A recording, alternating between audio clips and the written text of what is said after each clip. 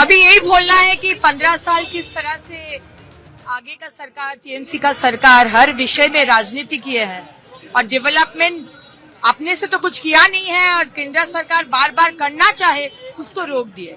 थोड़ा सा बाकी था लेकिन बार बार परमिशन नहीं दिया गया। तो आज हर चीज में मेट्रो तो आज चिंगड़ी घाटा का समस्या सबको मालूम है, लेकिन हर विषय में हर सेक्टर में डेवलपमेंट होने नहीं दिए आगे वाला सरकार, सिर्फ राजनीति के।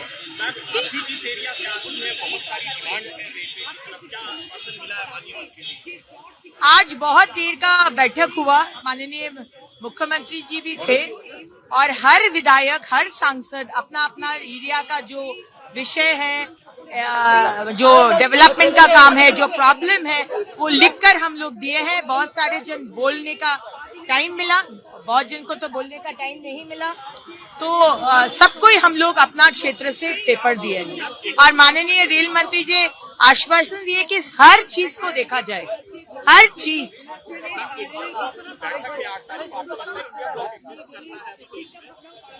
इंडिया ब्लॉक कोई फायदा होगा इस इंडिया बैठक का, क्योंकि देखा गया है कि एक जगह साथ में तो राज्य में वो अलग अलग है।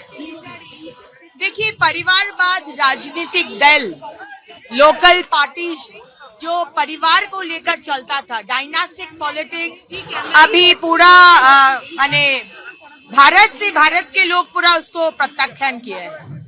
आज कांग्रेस को देखिए, आज लालू प्रसाद देखिए, आज मुलायम सिंह देखिए, आज किसी भी, अब ममता बनर्जी को देखिए। परिवारवाद, डायनास्टिक पॉलिटिक्स भारत के लोग, बंगाल के लोग को एकदम पसंद नहीं है। और इतना जल्दी ममता बनर्जी का पार्टी टुकड़े टुकड़े गैंग हो जाएगा ये तो हम लोग को भी मालूम नहीं था। लेकिन जिस पार्टी का कोई नीति नहीं है, कोई आदर्श नहीं है, कोई दर्शन नहीं है, उसको यही होना है। एक चीज और है, तो आप जिस डिपार्टमेंट से आते हैं, देखा जा रहा है कॉर्पोरेशन के मेयर हट गए हैं, इलेक्शन होने में अभी भी टाइम है, तब तक ये इतना बड़ा कॉर्पोरेशन पूरा कोलकाता लेगा चीजें देखते हैं, उसकी कैसे काम होगा? बहुत मुश्किल है और हर कॉर्पोरेशन, हर यूएलबी में हम लोग को बहुत दिक्कत हो रहा है क्योंकि सामने मॉनसून है, बारिश का मौसम है और 15 साल ममता बनर्जी का पार्टी, ममता बनर्जी का सरकार क्या काम किया है ये तो हम लोग को देखने को ही मिल रहा है। कोई पार्क नहीं, रास्ता पूरा खराब, हर जगह वाटर लॉगिंग। तो थोड़ा सा रिस्पॉन्सिबिलिटी हम लोग एक्सपेक्ट कर रहे थे। फिराद हाकिम, विधाननगर का मेयर, सोचे थे कि इसमें हम लोग थोड़ा सा नया सरकार को फॉल्स पोजीशन में डाल सकते हैं, इसीलिए मुझे लगता है ये बड़ा कॉन्स्पिरेसी है। और कैसे भाग गया फिराद हाकिम जी, कैसे भाग गया कृष्णा चक्रवर्ती महाशय और बहुत सारे काउंसिलर। आज 10 दिन भी बाकी नहीं है बारिश का और आप लोग भाग रहे हैं। आप लोग का क्या अकाउंटेबिलिटी, क्या कमिटमेंट बंगाल के लोगों के तरफ है ये तो बहुत सामने आ गया है। সঙ্গে আজ বৈঠক করেন মুখ্যমন্ত্রী শুভেন্দু অধিকারী বলেন যে রাজ্যে রেলে 1 লক্ষ কোটি টাকার বেশি কাজ হবে, রাজ্যে 102টি অমৃত ভারত স্টেশন হবে, 538টি আন্ডারপাস হবে, উড়ালপুল তৈরি হবে। আগের সরকার রেল মন্ত্রকের সঙ্গে কথা বলতো না, মন্তব্য করেন শুভেন্দু অধিকারী।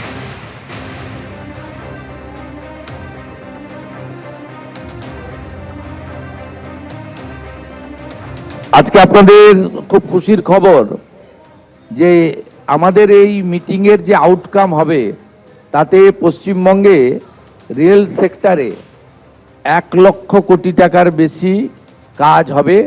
ऑनरेबल एमआर माननीय अश्विनी वैष्णव जी मुझे कमिट किया है, ये पूरा रुपया रेडी है, 1 लाख करोड़ रुपया हम लोग तुरंत ये काम करूँगा।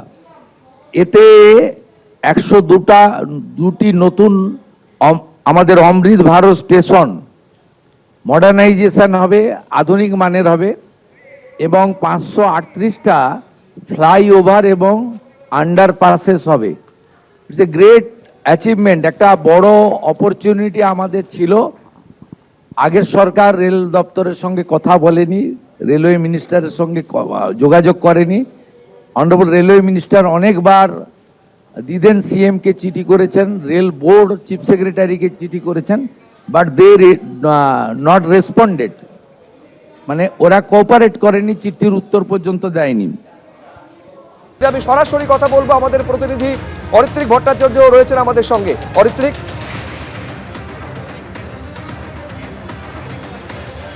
হ্যাঁ দেখুন, রেলমন্ত্রী আজকে যে কথাগুলো এখানে বললেন চিংড়িঘাটার কাজ পরিদর্শন করার পর, তার মধ্যে অবশ্যই তিনি নবান্নে যে ঘোষণাগুলো করেছিলেন সেগুলো কয়েকটা উল্লেখ করেছেন বটে। তার সঙ্গে আরও একটি খুব গুরুত্বপূর্ণ কথা যেটা এখানে বললেন, চিংড়িঘাটা ওয়াজ আ ক্লাসিক্যাল এক্সাম্পল কিভাবে তৃণমূল এই রাজ্যে কাজ আটকে রাখে। তার কারণ তোমাকে যদি বলি, কারণ আমরা জানি যে বারবার রেলমন্ত্রী বলেছেন বা পরবর্তী সময়ে পালাবদলের পর মুখ্যমন্ত্রী শুভেন্দু অধিকারীও বলেছেন যে এই রাজ্যে রেলের বিভিন্নভাবে আটকে রাখা বা আটকে দেওয়া হয়েছিল জমি বা বিভিন্ন কারণে, এরকম প্রজেক্টের সংখ্যা প্রায় 61। কিন্তু তার মধ্যে চিংড়িঘাটা কেন সিগনিফিকেন্ট বা কেন রেলমন্ত্রী ক্লাসিক এক্সাম্পল বলছেন, কারণ এই একটি কাজের জন্য, এই কাজ আটকানোর জন্য পূর্বতন রাজ্য সরকার সুপ্রিম কোর্ট অবধি গেছিল। আরও একটি গুরুত্বপূর্ণ বিষয়, যখনই পালাবদল হলো তারপরে আমরা দেখেছি একাধিক রেল প্রকল্পের আটকে থাকা কাজ জট খুলেছে, কাজ শুরু হয়েছে, সার্ভে শুরু হয়েছে, কিন্তু সবচেয়ে আগে যে কাজটা শুরু হলো সেটা হয়েছিল কিন্তু এই চিংড়িঘাটার কাজটা।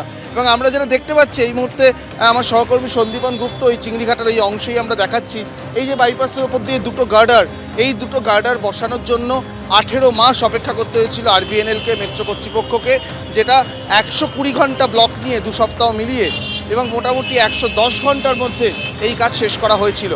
তার ফলে এই যে 61টা রেল প্রকল্পের কথা বারবার বলা হচ্ছে যে আটকে ছিল, তার মধ্যে এটি একমাত্র প্রকল্প যেটা জল সুপ্রিম কোর্ট অবধি গড়ায়, এবং এটি সেই প্রকল্প পালাবদলের পর প্রথম ছাড়পত্র যে প্রজেক্টে পাওয়ার পর যে কাজটি আটকে থাকা কাজ সম্পূর্ণ হয়। এই মুহূর্তে রেলমন্ত্রী আজকে তার যে সফর, সেখানে তিনি একাধিক ঘোষণা করেছেন। সেই ঘোষণাগুলোর কিছু এখানে তিনি আবারও বলেছেন, বিশেষ করে যে 60টি একেবারে নিউ ওয়েজ মেট্রোর কথা বলা হয়েছে 5 বছর ধরে, যেটা আস্তে আস্তে আসবে এ রাজ্যে, এই কলকাতায় বা চলবে।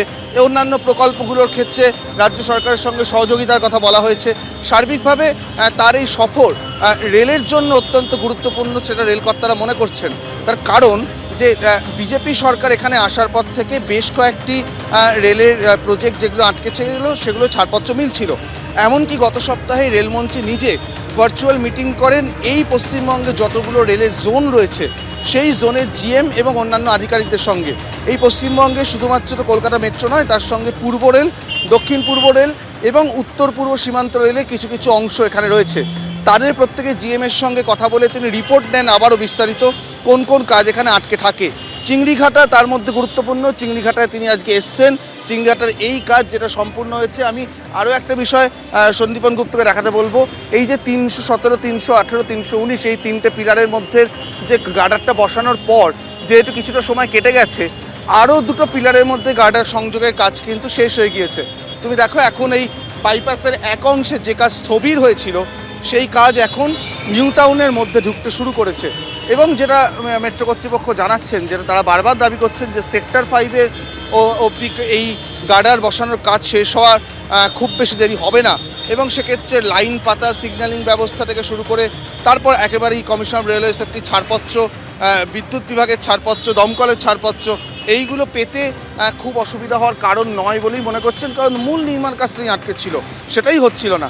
তো তারা মনে করছেন যে এবছরের শেষের মধ্যেই এই মেট্রো লাইন সেক্টর 5 অবধি যেতে পারবে। আর আমরা জানি যে গ্রিন লাইন এই মুহূর্তে সেক্টর 5 অবধি চলে হাওড়া ময়দান থেকে, অর্থাৎ 2টি আলাদা লাইনের কানেক্টিভিটির জায়গা হতে চলেছে ওই জায়গাটি, একটি রাস্তার দুপারে, মাঝখান দিয়ে সংযোগকারী রাস্তা দিয়ে।